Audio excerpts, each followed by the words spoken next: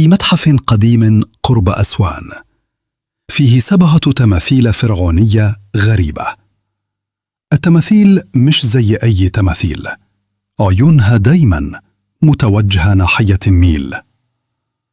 العلماء افتكروا إنها صدفة، لكن الغريب إن كل مرة مستوى النيل يتغير، رؤوس التماثيل تتحرك درجة بسيطة لنقطة معينة على النهر. وفي سنة 1984 حصل فيضان كبير، والمرعب التماثيل تلفتت ناحية مكان معين في النيل قبل ما يحصل الفيضان ب84 ساعة. بعثة أثار راحت هناك، لقوا ممر صخري غرقان تحت المياه، ولما دخلوا من الكاميرات لقوا كتابة منحوتة بتقول: حراس النهر يتكلمون لمن يسمع.